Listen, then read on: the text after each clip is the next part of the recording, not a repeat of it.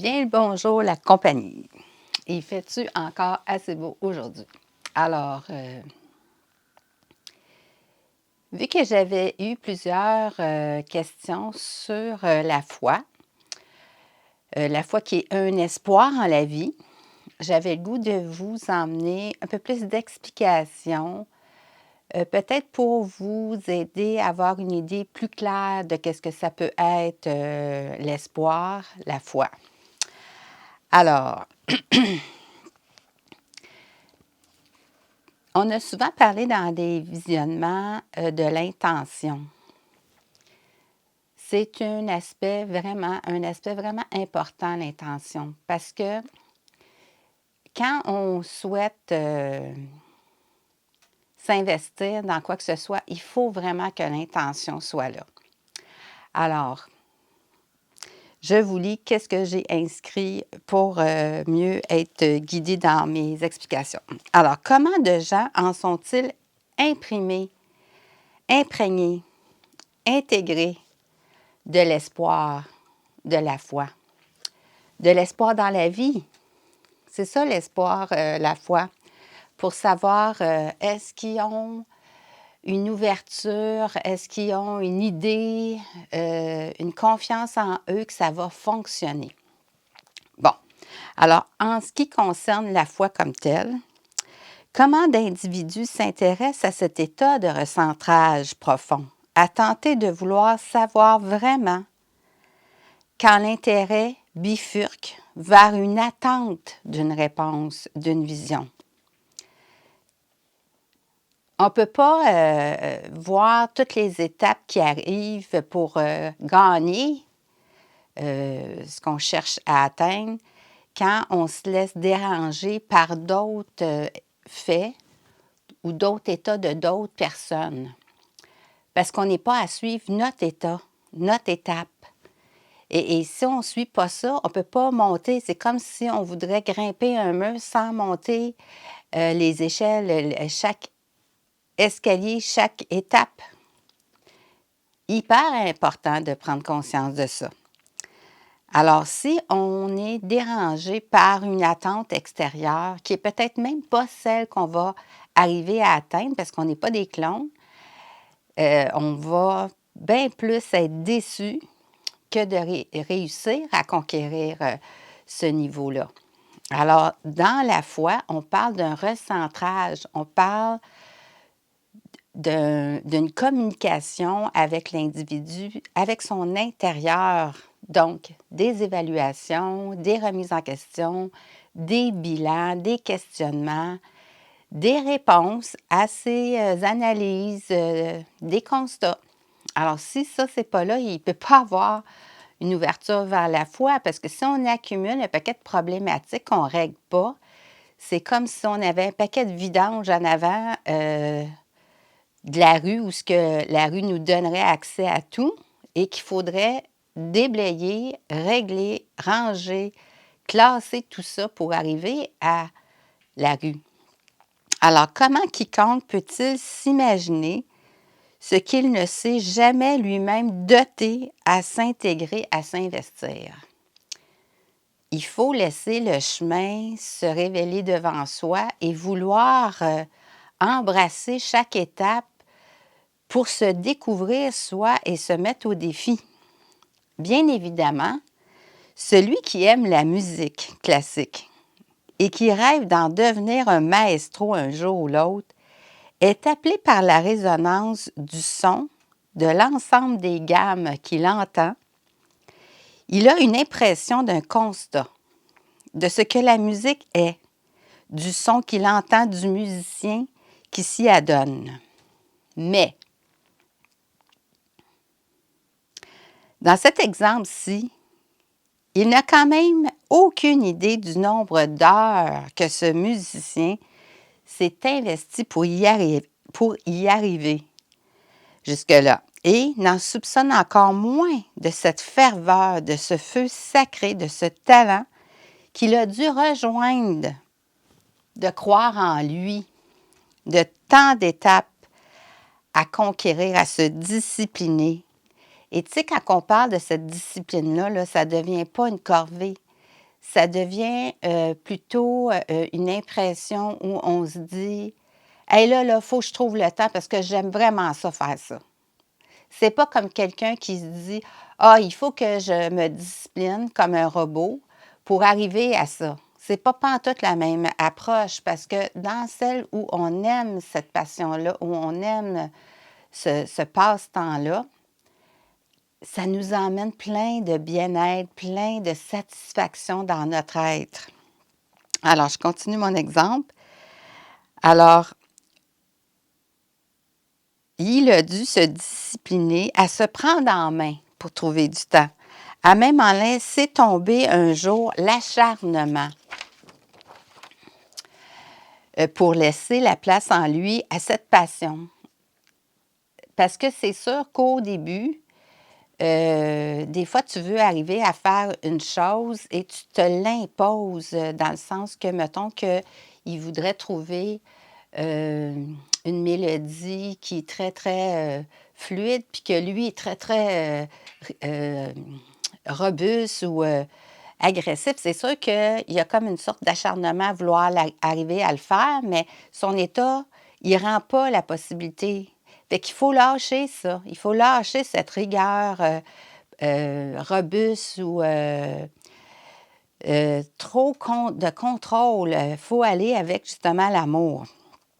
Alors, laisser la place en lui à cette passion, cette fusion de ce sentiment développé, à devoir en jouer de cette musique pour en ressentir fusionner à elle la satisfaction de son être au lieu de s'obliger à elle, comme on se doit, par exemple, de se nourrir quotidiennement pour se sentir rassasié.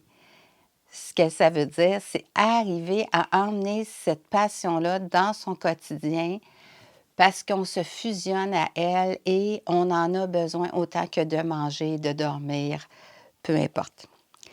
L'idée de l'autre, ce témoin, qui en rêve, qui s'imagine depuis toujours devenir le plus grand maestro de la terre entière et qui n'a pourtant, de son âge certain, jamais cru assez en lui pour essayer un jour ou l'autre de s'y lancer. C'est toujours dans une sorte de rêve, je vais faire ça, je vais faire ça, je vais faire ça. On a souvent un problème derrière ça d'un père absent et la personne ne s'investit jamais à fond, elle abandonne, elle laisse tomber, elle ne trouve pas le temps. T'as bien beau rêver, là, mais c'est dans la fabulation, ça n'arrivera jamais. Quand ici, est-ce une fabulation qui le conduira au regret du manque de ne jamais s'y être investi, tant le pas n'a pas encore pris son envol. Même si on a eu, par exemple, un père absent, il faut à un moment donné s'arrêter à dire: est-ce que moi, je peux décider, est-ce que je peux développer une autorité dans ma vie et me prendre en main? Ben oui! Alors, un simple exemple d'un talent musical divin où l'on considère l'attente du résultat mélodieux sans jamais s'être le moindrement du monde investi sincèrement soi-même pour y croire. Ça n'arrivera jamais si on s'investit jamais.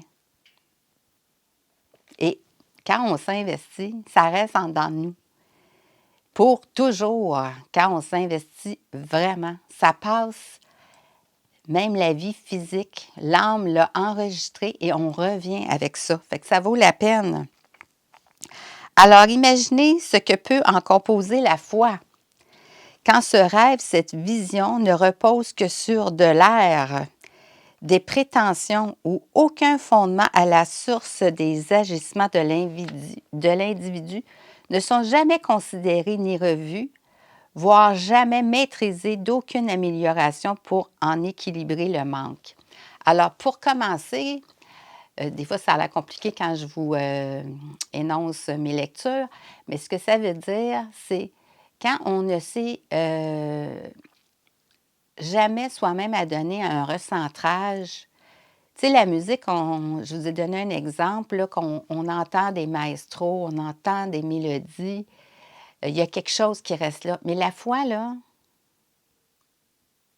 l'espoir, il n'y en a pas de chose à observer ou à dire: «Ah, je veux ça». Parce que c'est unique à soi, mais ça commence par se donner l'espoir de croire en soi. Alors ça, c'est encore bien plus dur à savoir c'est quoi qu'on va arriver à avoir. On entend des gens soulever qu'ils parlent à Dieu. Effectivement et possiblement que cette énergie les entend. Mais comment Dieu pourrait-il le moindrement l'entendre quand de ses choix d'action de tous les jours, cet individu ne prend aucune conscience à soulever aucune vérité. Il ne considère absolument rien de ce qu'il vit. Il laisse passer les problématiques. Il ne démystifie rien. L'état de cet individu demeure dans un capharnaüm de ses tourments, comme je disais tantôt, dans les poubelles qui seraient avant d'arriver au chemin, dans l'encombrement de sa conscience si alourdie de toutes sortes de situations négligées, ignorées, de lui tellement son désintéressement lui importe peu. Or donc, si Dieu l'entendrait lui parler, pourrait-il simplement comprendre son propos tant sa négligence l'habite de sa vision munie que de fabulation? Quand le divin est un état de conscience et d'amour, c'est sûr que c'est gigantesque et ça n'a pas de fin parce que ça passe le temps. Mais ce que c'est à quelque part une élévation vers l'amour et non pas une détérioration vers les bas astrales. Le divin est un créateur et non un destructeur. Il est une infinie énergie de croissance, d'amour et d'accomplissement qui s'élève de la légèreté d'un présent complètement en paix. Alors, ça veut dire qu'aujourd'hui, si je suis complètement en paix, c'est que tout ce que j'ai vécu antérieurement dans mon passé, ben je l'ai revu, je l'ai réglé, je l'ai compris, je me suis pardonnée, j'ai tout travaillé ça, j'ai tout revu ça pour être aujourd'hui en paix, avec tout ce qui est, tout ce qui fut et tout ce qui sera. Alors, quand on parle avec un autre, quel qu'il soit, pour tenter de se comprendre, hein, ça là, c'est quand on parle avec quelqu'un, c'est d'un langage similaire que l'on arrive à se comprendre. Dans l'analogie de si la personne règle rien et laisse un paquet de problèmes devant elle, comment celle qui sait qui est, par exemple, une énergie divine, sait qu'il faut qu'il passe à travers ça pour arriver à comprendre Dieu, pour arriver à comprendre le divin, son langage. Il va se dire, ben je vais attendre qu'il soit prêt parce qu'il ne comprendra rien qu'est-ce que je vais lui dire. Fait qu'un peut bien parler dans le beurre, mais l'autre sait qu'il ne peut pas le comprendre parce qu'il ne règle pas ses affaires. Alors, si pour atteindre le besoin du développement crucial de la foi, il faut souffrir, ça, c'est de la façon qu'on voit les choses, parce qu'on pourrait aussi bien dire, ah, j'ai un défi, je vais le relever quand quelqu'un d'autre va avoir le même défi, par exemple, et dire, ah, que c'est pas drôle, j'ai donc de la misère, pourquoi ça m'arrive à moi? Fait que c'est juste la perception du manque d'ouverture ou de l'ouverture qui fait la différence. C'est que de cette douleur, par exemple, ou ce défi, on en a réalisé nos manquements d'amour pour ensuite de la compassion envers soi-même, chercher à y remédier. Et alors de ce geste d'amour, installer le divin, nous interpellant, il nous sera possiblement plus d'évidence d'une certaine parallèle de commencer à s'arrêter pour, espérons-le, l'entendre. Quand nécessairement un niveau sincère d'amour et d'implication de notre personne envers nous-mêmes se sera infusé d'un pardon préalablement et un pardon sincère. Alors, ce que ça veut dire, hein, même si les gens ont peut-être pas encore développé un niveau de foi, Dieu ne va pas arriver en avant de vous pour vous jaser. Il faut que votre cœur soit allégé, qu'il y ait eu un pardon vraiment sincère et il va pouvoir s'installer en vous parce qu'il est déjà là, mais il n'arrive pas à passer parce que c'est trop encombré. Et quand ça sera désencombré avec sincérité et intégration vraiment profonde, parce qu'on veut et on a une volonté de le faire, là, il va être là. Il y aura peut-être un échange, je ne vous parlerai pas nécessairement dans le beurre. Alors là-dessus, je vous souhaite un bon recentrage. Si vous avez des commentaires, ça va me faire plaisir. Bonne journée, à la prochaine.